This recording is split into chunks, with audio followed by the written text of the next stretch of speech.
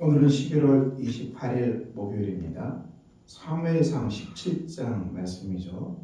블레 사람들이 그들의 군대를 모으고 싸우고자 하여 유다에 속한 소고에 모여 소고와 아스가 사이에 에데스 나무에 진쳤다. 본문에 보면 이제 4절에 보면 블레셋 사람들의 진영에서 싸움을 도두는 자가 왔는데 그의 이름은 골리앗이시오 가드 사람이라. 이 골리앗 가드 사람이 등장하죠. 그의 키는 6규빗 한 뼘이요 머리에는 노트구를 썼고 몸에는 비늘 갑옷을 입었으니 그 갑옷의 무게가 놋 5,000세겔이며 그의 다리에는 놋 각반을 쳤고 어깨 사이는 놋 반창을 메었으니 그 창자루는 배를 채갔고 창날은 철 600세겔이며 그리고 방패 든 자가 앞서 행하더라. 그가 서서 이스라엘 군대를 향하여 외치리되 너희가 어찌하여 나와서 전열을 벌였느냐? 나는 블레셋 사람이 아니며 너희는 사울의 신복이 아니냐? 너희는 한 사람을 택하여 내게로 내려보내라. 그가 나와 싸워서 나를 죽이면 우리가 너희의 종이 되겠고 만일 내가 이겨 그를 죽이면 너희가 우리의 종이 되어 우리를 섬길 것이니라.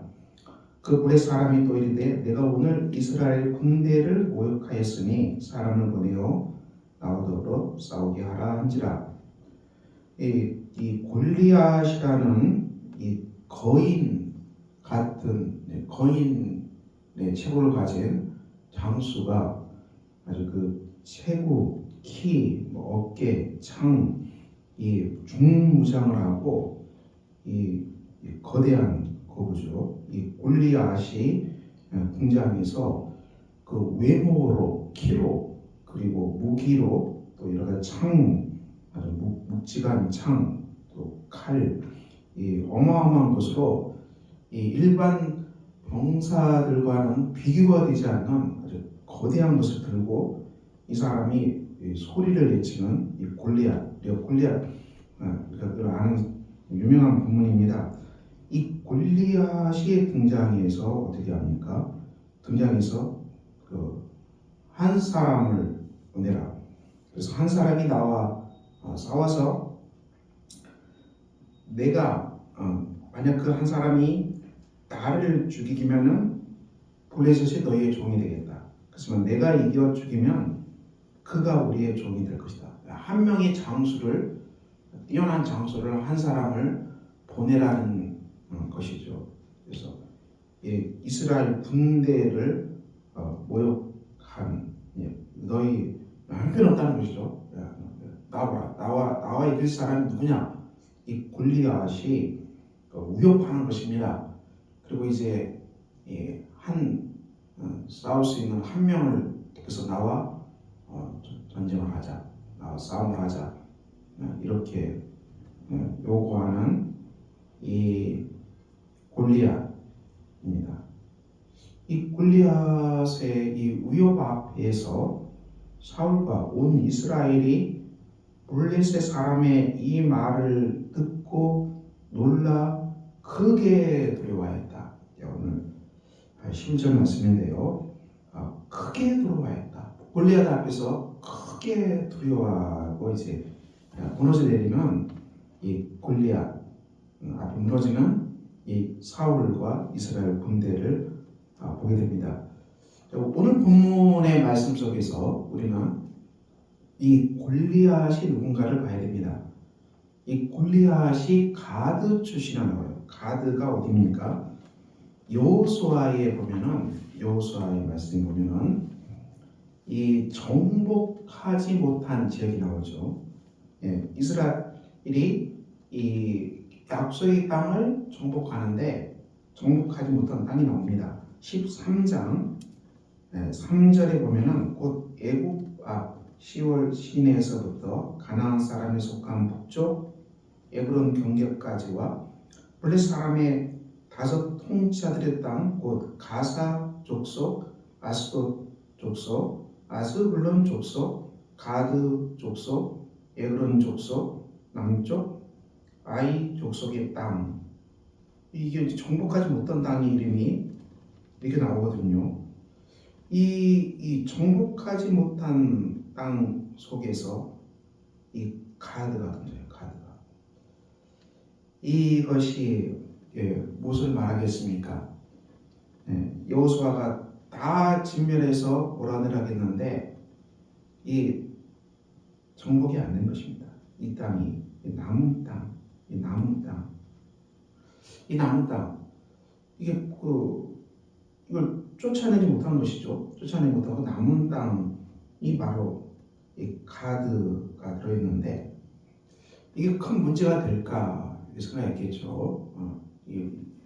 우리가 더 힘이 있으면 몰아낼 수 있고 지금은 안 되지만 뭐 이렇게 생각할 수 있었을까요? 하여튼 쫓아내지 못했어요. 그런데 그 가드 골리앗이 어디 출신하고요? 가드 출신. 우리 삶 속에서 이 온전히 이 악한 것들을 몰아내지 못하고 우리의 죄의 문제에서도 이 연약한 작은 남아있는 죄를 우리가 몰아내지 못하면은 이 죄가 눈덩이처럼 커져서 이 골리앗 장수가 되어서 이스라엘을 우욕하는 세력으로 등장한다는 것입니다. 뚝이 무너질 때, 댐이 무너질 때 조그만 구멍이 나도 그 구멍을 뚫고 물이 계속 들어오면은 뚝이 무너져 버리잖아요. 아주 구멍이 작게 나지만은 그걸 통해서 물이 들어오는 말미암아 뚝이 무너져 버리는 동일한 이 작은 죄가 작을 때 잡아야 한다는 것입니다. 이 사사기는 비극의 역사입니다. 사람들이 자기 소견에 옳은 대로 행하였습니다. 이 사사기 비극입니다. 오늘 우리 이 시대가 자기 소견에 옳은 대로 행하는 시대죠. 디지털 시대입니다. 유튜브 시대죠. 유튜브가 물론 좋은 면도 있지만 유튜브에는 각종 목소리가 나옵니다. 그런데 여러분 이 다양한 목소리가 나오지만은 우리가 물론 들을 수 있는 자유는 있겠지만은 그것을 전하는 사람이 그것을 유튜브에 있는 걸 듣고 따라했을 때 결과는 책임지지 않습니다. 물론 우리가 그걸 들을 수 있고 행동할 수 있겠지만은 그것을 따라서 했다고 해서 그 말한 사람이 책임지냐? 책임이 없어요. 그러면 우리가 오늘 같은 유튜브 시대에 우리는 날마다 한 교회에서 예배드리고 한 교회 하나님이 세우신 목사를 통해서 양육을 받죠. 어떤 차이가 있나요, 여러분? 한 교회를 담임하는 담임 목사, 목회자는 한 말씀, 한 얘기를 할 때마다 그 말씀에 책임을 지는 사람이에요. 이 말씀이 성도들에게 선포되고 이 말씀이 성도들에게 적용됐을 때 이제 어떤 일이 일어날 것인가를 기억하고 그것까지 생각하면서 성도들을 하나님의 사랑으로 그리고 은혜 가운데 살아가도록 한 말 한 말을 준비하면서 하는 사람이죠. 그렇지만 유튜브에 수많은 그 소식들이 있겠지만 말이야 다 할 수 있죠. 책임은 안 져요. 가장 큰 차이죠. 그래서 우리가 한 공동체 속에서 하나님이 세우신 한 목자 밑에서 우리가 말씀을 듣는 거죠. 그리고 그 하나님 세우신 그 목사는 정말 양떼들을 아끼고 사랑하고 책임을 다해서 할 수밖에 없는 것입니다. 이게 큰 차이죠. 우리 이 제약된 세상에서 사사기는 이 자기 소견을 옳은 대로 하기 때문에 하나님의 말씀을 따르지 아니하고 하나님의 주신 지도자의 말을 따르지 아니하고 자기 소견을 옳은 대로 하기 때문에 끔찍한 비극이라. 레위기 19장에 보면은 이 레위 사람이 첩을 맞이했습니다. 가정이 온전하지 못하면 첩을 데려와서. 그런데 첩이 해놈을 했어요. 징계를 해야 돼요. 첩이 더 해놈. 레인의 체급이 형음됐습니까? 근데 이 형음하고 남편을 떠나서 친정집으로 가서 녹달을 보냈어요. 이 레인과 첩, 이 관계도 온전하지 못하고 또 첩이 행음한 것도 온전하지 못하고 또 그렇다고 또 친정적으로 도망한 것도 온전하지 못합니다.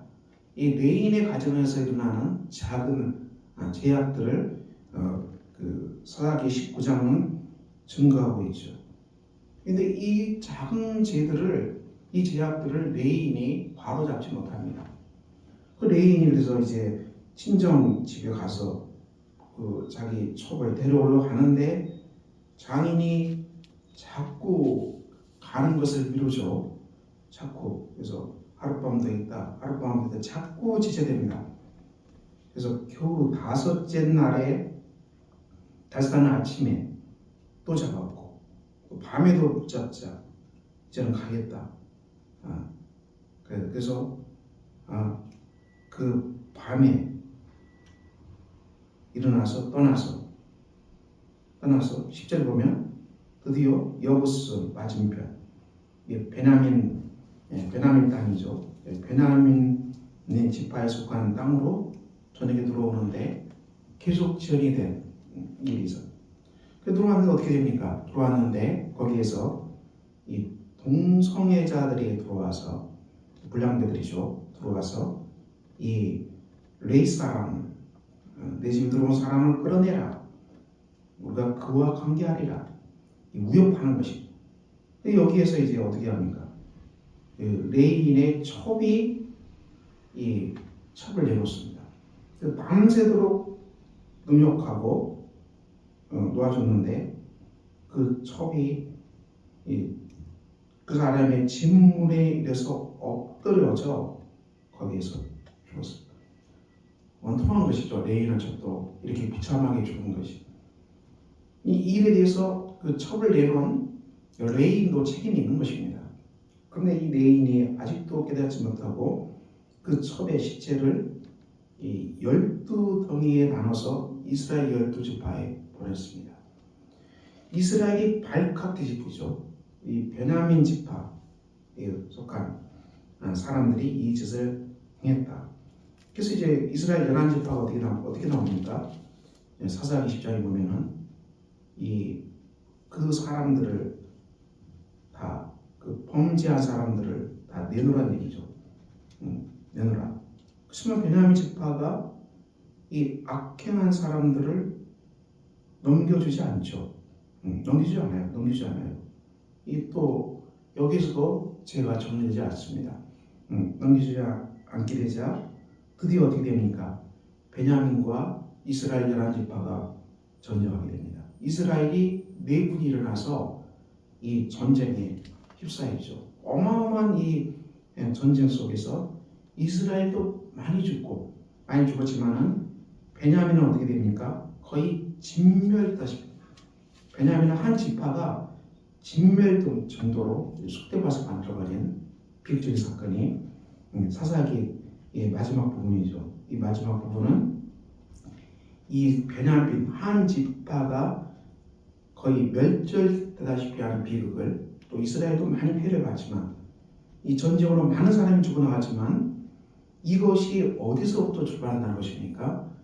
레인의 가정, 첩, 그리고 첩이 행음하고 또 이 친정집으로 도망가 버리고 그리고 지연되고 이런 많은 이 가정 안에 일어난 자그마한 죄악들이 이 온통 이스라엘로 빠져나가고 베냐민으로 빠져나가고 그리고 베냐민 안에 있는 죄악들로 말미암아 그것을 바로잡지 못하고 그래서 나중에는 이스라엘의 12지파가 두 쪽으로 나눠져서 11지파가 베냐민 지파와 전쟁을 하게 되고 여기서 수많은 군인들이 죽어가는 비극적 속에서 베냐민 지파가 멸절되다시피 한 비극의 역사를 사사기는 기록하고 있습니다.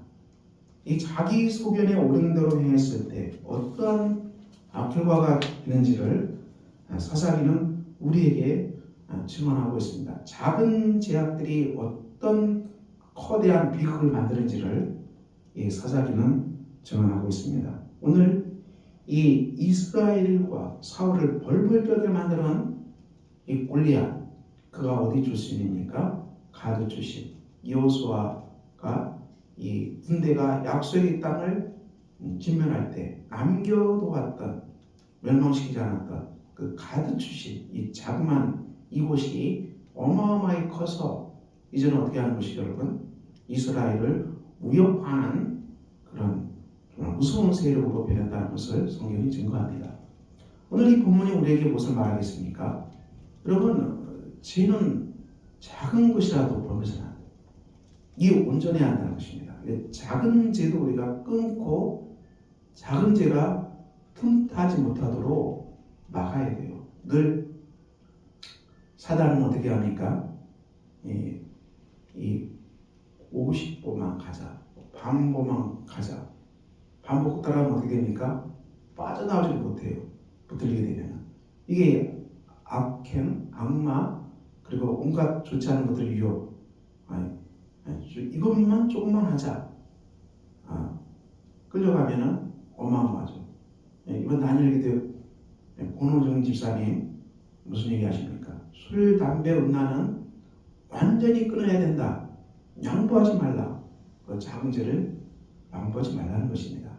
이렇게 집사님이 담대히 외치던데, 오늘 저와 여러분의 삶에 하나님 앞에 살아가는 삶 속에 틈이 있는 이 죄가 들어오는 것이 무엇입니까? 이것을 우리가 허용하면 안 돼요. 우리가 하나님만 100% 의존하고 의지하고 하나님만을 사랑하고 주님의 사랑 가운데서만 걸어가겠습니다. 우리 마음속에 이 의지할 것은, 믿고 신뢰하게 될 것은 하나님밖에 없어요. 우리가 자꾸 우리 마음이 세상에 돈, 소유, 사람, 이 틈이 생기면 안 돼요, 여러분. 그런 거 자꾸 틈이 가게 되면은 거기에 자꾸 내가 마음을 두고 힘을 자꾸 그 속에 가게 되면 계속 그것이 우리를 무상히 우리를 끌고 가겠죠.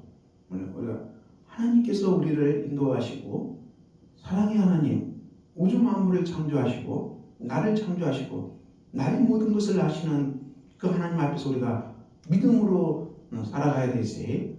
믿음으로 살아가라. 성경 주제는 믿음으로 살아가야죠. 이게 죄를 끊는 삶이죠. 죄는 우리가 하나님을 의지하지 않기 때문에, 온전하지 못하기 때문에 죄가 자꾸 들어오도록 이런 것들이 들어와서 이 작은 것들 들어와도 상관없다고 생각하는데, 이 작은 것들이 내버려두면 눈동이처럼 꺼져서 이제 우리를 벌벌 떨게 만들어버려요.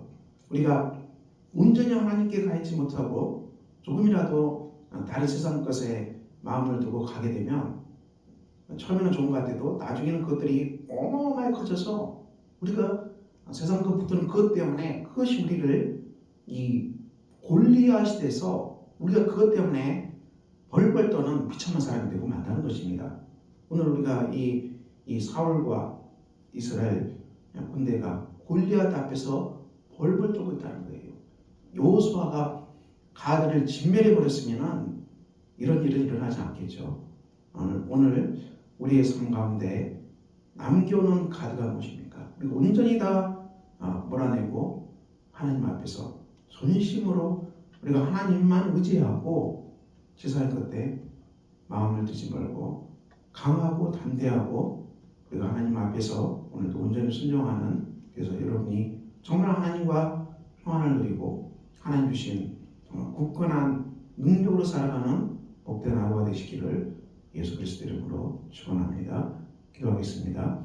아버지 하나님, 오늘도 복된 날입니다. 오늘 주신 말씀처럼 우리가 이 온전하게 하나님만 의지하게 하시고, 우리를 정말 벌벌되게 한 것이 무엇입니까? 하나님 앞에 회개하게 하시고 우리가 전적으로 하나님만 의지하고 붙들고 살아가는 복된 아름다운 인생이 되게 하여 주시옵소서. 우리 주 예수 그리스도 이름으로 기도합니다. 아멘. 하늘에 계신 우리 아버지의 이름을 거룩하게 하시며 아버지의 나라가 오게 하시며 아버지의 뜻이 하늘에서와 같이 땅에서도 이루어지게 하소서. 오늘 우리에게 일용할 양식을 주시고 우리가 우리에게 잘못한 사람을 용서하여 준 것 같이 우리 죄를 용서해 주시고 우리를 시험에 빠지지 않게 하시고 악에서 구하소서.